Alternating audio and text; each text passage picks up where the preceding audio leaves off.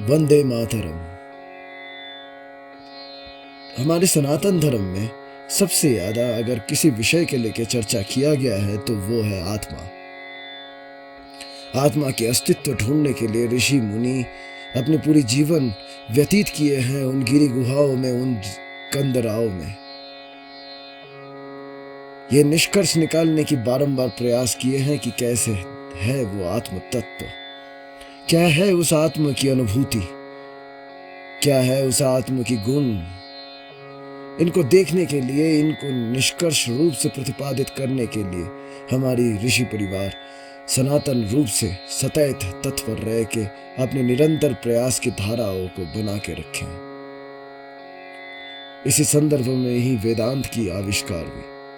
वेदांत वेद की उस अंतिम शाखाएं हैं जहां उस आत्म तत्व की प्रतिपादन किया गया है, जहां कहा गया है उस आत्म तत्व की निगूढ़ता के बारे में, उस आत्म तत्व की प्रभावमानशीलता के बारे में।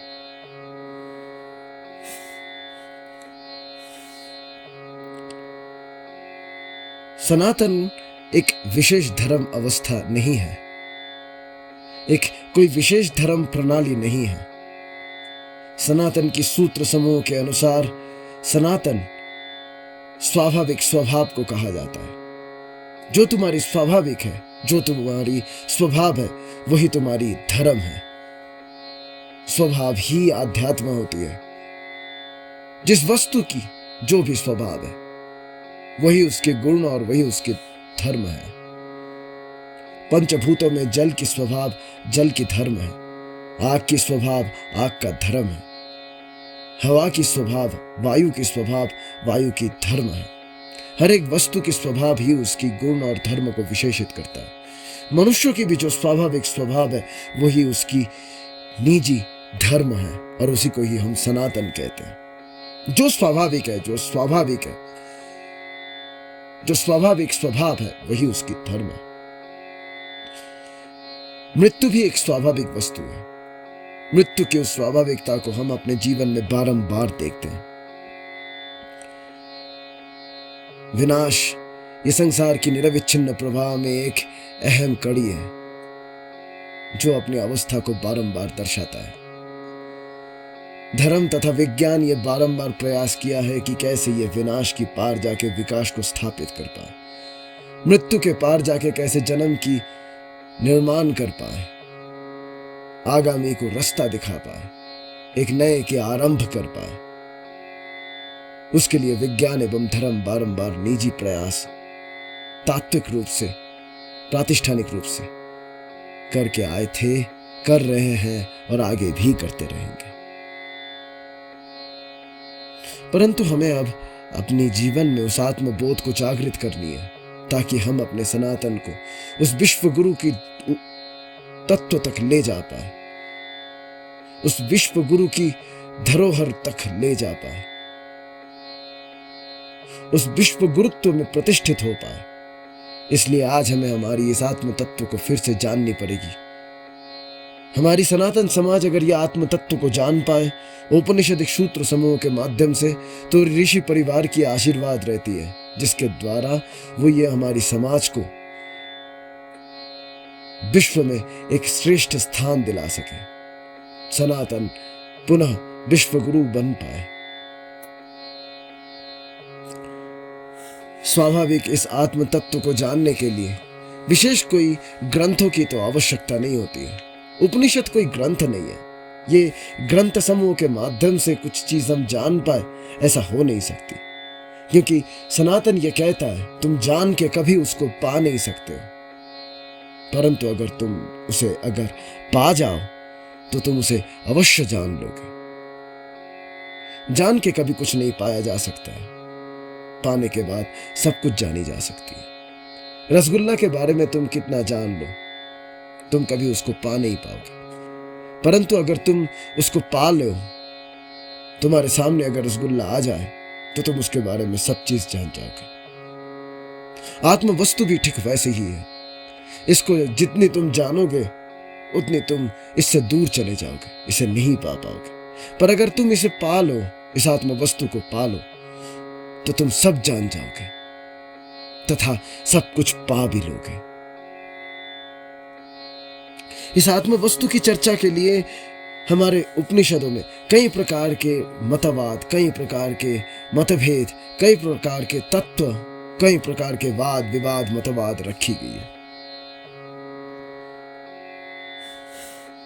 इस आत्म तत्व को न देखी जा सकती है, न सुनी जा सकती है, न कही जा सकती है, सिर्फ इसे महसूस की जा सकती है।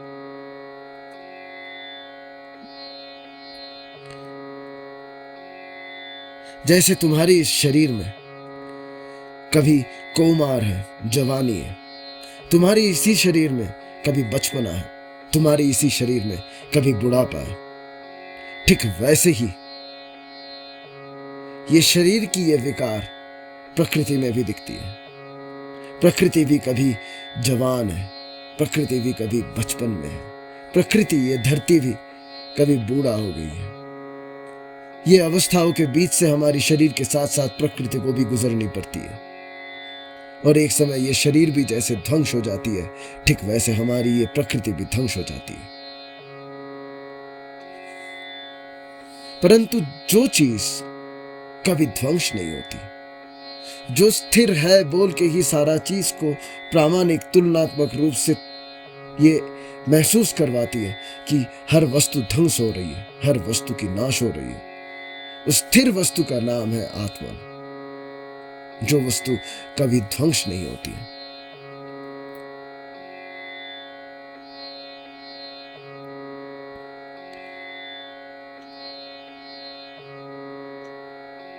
ये बात जान लेनी चाहिए कि सत्य से हर वक्त सत्य की ही जन्म होती है।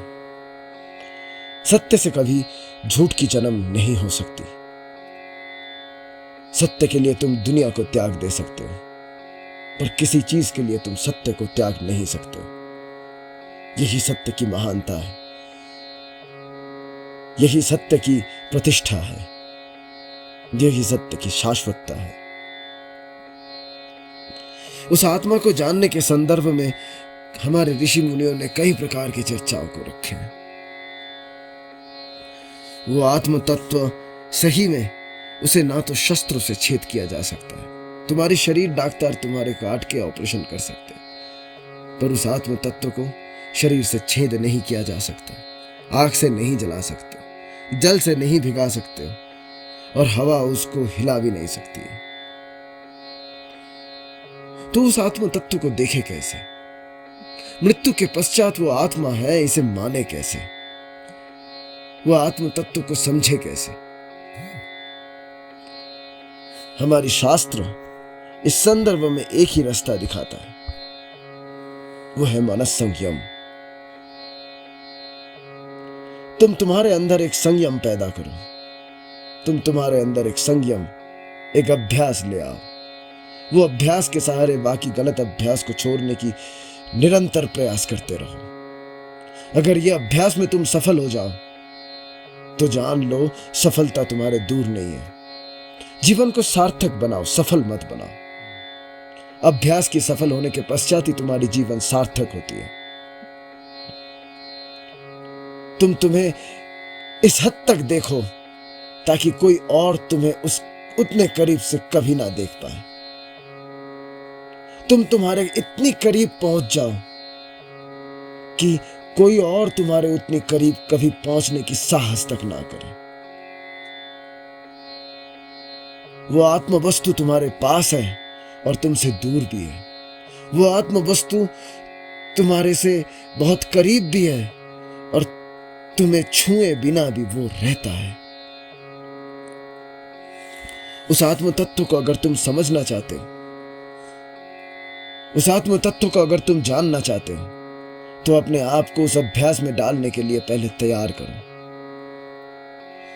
ये सत्य है कि अगर तुम ये बातें सुन रहे हो तो ये बड़ी आश्चर्य की विषय है। ये सत्य है, ये बातें अगर तुम कभी किसी को और जनों को कहोगे तो वो भी बड़ी आश्चर्य की विषय होगी। ये भी बहुत बड़ी सत्य है कि तुम इन बातों को लेकर अपने जीवन में एक दृष्टांत अपना रहे हो, तो वो भी बड़ी आश्चर्य की विषय होगी। क्योंकि आम जनों के पास ये साहस नहीं रहती है कि वो सत्य की सामना कर पाए, सत्य को अपने दिल में रख पाए, सत्य की स्थापना अपने हृदय में कर पाए। ये आम इंसान, आम मनुष्य नहीं कर सकता है। उसके दिल में इतनी ताकत नहीं है कि वो सत्य को स्थापित कर पाए, प्रतिष्ठित कर पाए अपने हृदय में। उसकी यही कमजोरी की फल लेके सारा संसार उससे कई प्रकार के खिलवाड़ करता है।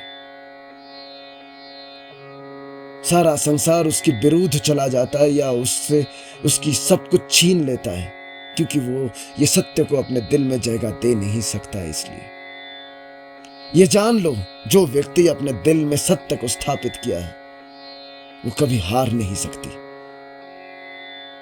उसे कभी हराया नहीं जा सकता है। और सही में ये जान लो, हार जाना अच्छा है, ना कहना खराब है। तुम अगर संघर्ष में उतरे हो और अगर लड़ते लड़ते हार गए हो तो वो हार मंजूर है, परंतु तुम कभी ना कहो। तुम अगर ना कह के हार जाओगे तो तुम अवश्य हार जाओगे, पर तुम अगर लड़ाई के मैदान में हां कह के हार जाओगे तो तुम लड़ते लड़ते आ रहे हो, तो तुम वीर गति प्राप्त किए हो। हे भारत के सपूत, हे भारत के वीरगण, ये अब तुम्हारी समय आ चुकी है कि तुम उस आत्म तत्व में प्रतिष्ठित हो और उस आत्म तत्व को अपने अंदर इस कदर स्थापित करो कि ब्रह्मांड तुम्हें स्वीकार करे कि तुम में महान हो। क्योंकि जिस दिन तुम तुम्हें पहचान जाओगे उस दिन दुनिया तुम्हें तुम्हारी कीमत अवश्य देगी। हर पदार्थ की पारमाणविक क्रमांक होती है, एटॉमिक नंबर्स होती है। हर पदार्थ की पारमाणविक नंबर होती है, पर्याय सारणी में, पीरियोडिक टेबल में यह नंबर दिखती है। जिस पदार्थ की पारमाणविक नंबर, एटॉमिक नंबर जितनी हाई है, वो पदार्थ उतनी ही मूल्यवान है, प्रीशियस है, शक्तिशाली है, समर्थ है। ये पदार्थ जानता है कि मेरी ये गुण है, इसीलिए ही सोना इतनी गर्व रख सकता है अपने में, यूरेनियम अपने में उतनी गर्व रख सकता है। तुम भी तुम्हारी इस अंदर की खूबी को पहचानो, तुम भी तुम्हारी इस अंदर की हुनर को जानो। जो ये आत्म तत्व तुम्हारे अंदर बैठी हुई है, इस आत्म तत्व को समझो और सारे इस बंधन जंजालों को तोड़ के अपनी सफलता की तरफ आगे बढ़ चलो। मां भारती की अगर सेवा करनी है तो जान लो, मां भारती इस समय कई संतानों की बलिदान मांगती है। ये बलिदान अपने सर काट के नहीं, अपने आप को आत्महत्या करके नहीं, ये बलिदान तुम्हें योग्य बना के कर पाओगे, तुम्हें काबिल बना के कर पाओगे। तुम्हारी रास्ते में काबिल बन जाओ। विश्वास करो, उस आत्म तत्व की इतनी महानता है कि वो ये ब्रह्मांड की सारा लक्ष्मी तुम्हारे सामने ले आके खड़ा करेगी। ओम पूर्णमदः पूर्णमिदं पूर्णात् पूर्णमुदच्यते पूर्णस्य पूर्णमादाय पूर्णमेवावशिष्यते। ओम